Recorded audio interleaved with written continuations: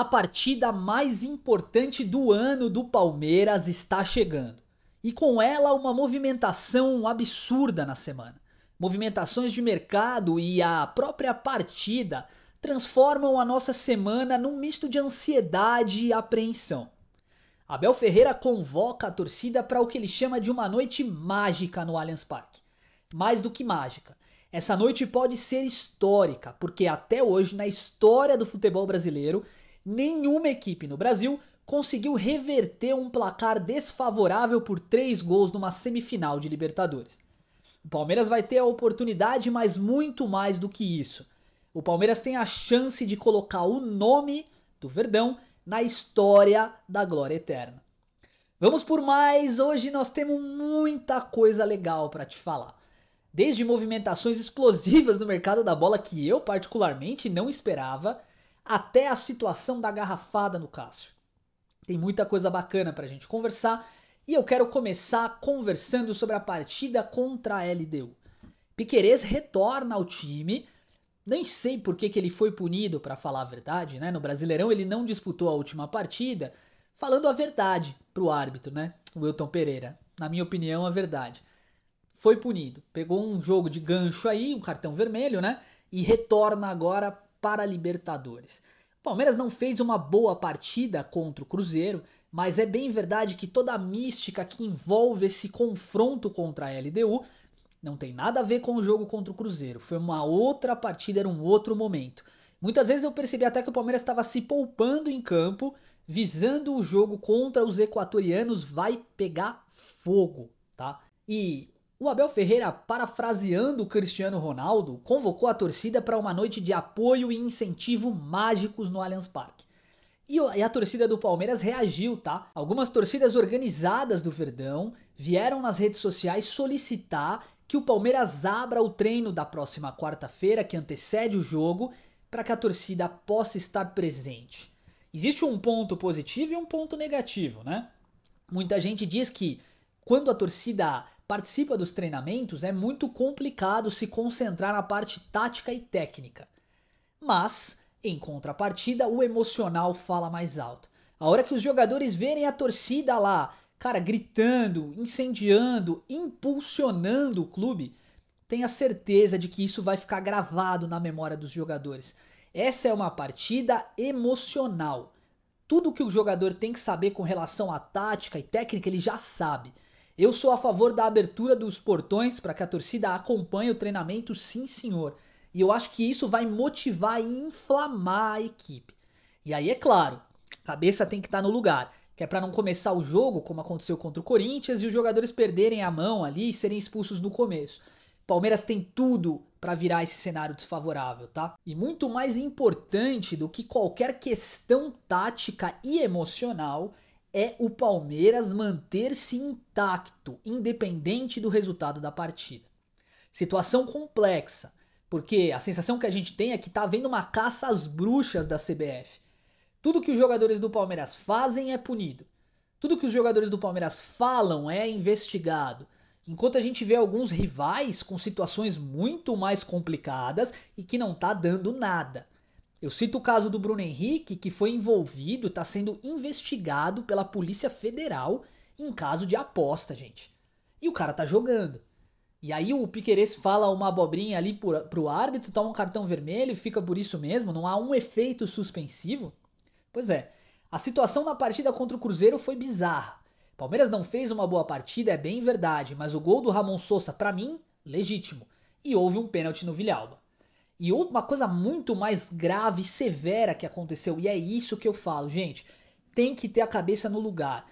Um torcedor, se é que eu posso chamá-lo dessa forma, né, arremessa uma garrafa no Cássio. Com qual finalidade?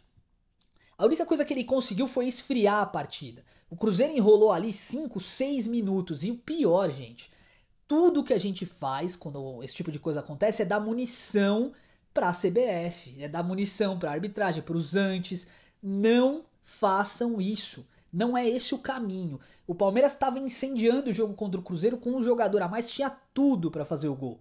Quando o Zé Ruela jogou, desculpa falar assim aqui, realmente é incômodo, pô. Mas quando ele joga a garrafa no jogo do Cássio, por mais que não tenha machucado, ele vai encenar, pô. Não faz sentido isso. Não faz sentido esse tipo de postura. O Palmeiras pode acabar tomando um gancho de 10 jogos perdendo o mando de campo. Agora, é claro, como o Palmeiras é organizado e identificou o jogador, abriu o boletim de ocorrência e entregou de mão beijada para a CBF, aí as coisas podem ser amenizadas, talvez o Palmeiras não seja nem punido, mas a gente vai deixar a nossa situação nas mãos de um juiz para definir. Vale a pena? Baita bobeira, na minha opinião. De maneira geral, o Palmeiras vem firme, apostando num jogo, uma linha ofensiva de 4 a 5 jogadores e nos 20 primeiros minutos. Os 20 primeiros minutos no Allianz Parque tem que ser um caldeirão. O Palmeiras precisa fazer no mínimo um gol. E se fizer dois, rapaziada, os caras vão tremer. Temos que ir pra cima com vontade e força. Falando agora rapidamente do mercado da bola, se você me permite. Rapaziada, eu não sei o que acontece, tá? Mas você já sabe. As negociações que são firmadas em janeiro, em fevereiro, elas começam a acontecer agora. É agora que se dá a negociação que vai ser fechada no começo do ano que vem, no final desse ano, né? O Palmeiras se distanciou um pouquinho do Gerson, a gente já tinha falado a respeito disso, por uma situação objetiva. O Zenit tem interesse na contratação do meio-campista John do Bragantino. E isso afasta a possibilidade de oferta do Riquelme Felipe como moeda de troca pelo Gerson, tá? Palmeiras não vai pagar 200 milhões de reais no Gerson, está fora de cogitação, tá? Não vai acontecer. Entretanto, eu não sabia, o Palmeiras tem 20% dos direitos econômicos do John. Sabe os vídeos que eu comentei aqui sobre a mais-valia? É isso. O John não tinha condições de performar no futebol com o time titular do Palmeiras, né? Então o Palmeiras negociou ele com o Bragantino e manteve a mais-valia, que é o percentual de direito do jogador, né? Então esses 20% incluem também o fato do Palmeiras ser um time formador. Legal, né? 125 milhões, mais ou menos ali 20% de direito do Palmeiras, e o Verdão vai se consolidando cada vez mais como o principal player econômico no futebol brasileiro. Confiabilidade, segurança e lastro. Tudo isso traz para o Palmeiras, né, condições mercadológicas diferenciadas. E por conta dessas condições, o Verdão pode muito bem apitar as negociações. Pois é, um nome não tão antigo tá voltando a ser sondado e pauta, tá? Palmeiras tem interesse sim no volante Wendel do Zenit, mas é um pouco mais complicado de trazer o jogador porque os russos não dão brecha na negociação. Entretanto, Marcel Ruiz volta a ser uma possibilidade no Palmeiras. O jogador mexicano, que é tido como um camisa 8/maestro, né? É um grandíssimo jogador e volta a ser possibilidade no Verdão porque o Abel quer contar com o Andréas Pereira, mas jogando como um camisa 10 e não como um camisa 8. Com a lesão do Evangelista, a gente não sabe exatamente quais vão ser as condições de jogo com as quais ele vai retornar. E aí, meu irmão, Marcel Ruiz surge sim como opção, só que dessa vez, se o Palmeiras entrar na jogada, vai ser para fechar a negociação rápido. Arrematar o jogador sem muita frescura, tá? Na temporada passada, na última janela de transferências, a gente só não fechou com o Ruiz porque o Andrés estava muito bem encaminhado. E nós falamos isso aqui no canal, hein? Teve gente que falou que a gente era louco, né? Eu lembro disso aí. Foi exatamente o que aconteceu. O Palmeiras abriu mão do Ruiz para trazer de fato o Andréas. Boa contratação, é claro, oportunidade de mercado, não dava para deixar passar. Outra oportunidade de mercado que não dava para deixar passar.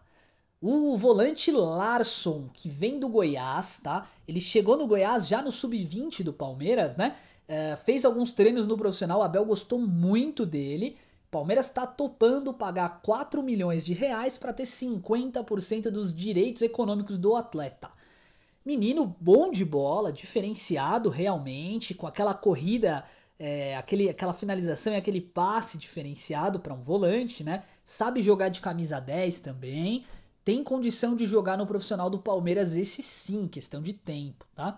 Goiás cedendo o jogador, o Larson de fato não deve voltar mais para o sub-20, deve acompanhar os treinamentos no profissional como já está fazendo e por lá deve ficar com um contrato estabelecido para jogar no Verdão. E outra sondagem para 2026 que a gente viu na mídia, essa é uma sondagem, tá? Ainda não tem nada de concreto, entretanto há interesse do Verdão. o zagueiro Vitão do Internacional, que foi formado pelo Palmeiras. Ele veio da base do Palmeiras. Ele surge como uma oportunidade, uma possibilidade para 2026. Já pensando que Murilo e Gustavo Gomes são a dupla de zaga oficial do Palmeiras, vamos chamar assim, né? A gente tem também o Thiago Baroni no banco ali, o sub-20, bom jogador, com características semelhantes ao Benedetti, que não deve ficar no Palmeiras, né? E aí o Vitão surge como uma possibilidade. Você faria esse acordo? Eu acho que o Vitão é um baita de um zagueiro, mas eu não sei se ele vai topar ser segunda opção, né? De vez em quando o Palmeiras joga com 3 zagueiros, e aí Vitão e Fux brigariam por essa terceira vaga. Entretanto, eu acho que não vale a pena o Palmeiras investir num zagueiro agora. Gosto dos jogadores que jogam na defesa do Palmeiras, mas caso o Vitão venha, a expectativa e a tendência é que o Mikael seja negociado, né? Porque não faz sentido você ter 4, 5, 6 zagueiros no elenco profissional. Bem, até que ok, né? São vários campeonatos e tal, mas não jogadores de alto nome, né? De alto nível. Esses caras podem acabar virando um problema pro Palmeiras. É isso, rapaziada. Situações muito relevantes, né? Essa partida contra a LDU, ela tem tudo para mostrar do que o Palmeiras é capaz. Não vai ser fácil. São 3 gols para ir para os pênaltis. Entretanto, eu preciso pontuar uma coisa aqui, né? Recentemente a gente foi percebendo as atuações do Carlos Miguel e eu não estava satisfeito com as atuações dele. Imagino que você também não. O que ele pegou na partida contra o Cruzeiro, hein? Pelo amor de Deus, ele fechou o gol. E aí surge uma possibilidade que pode acabar pegando muita gente de surpresa.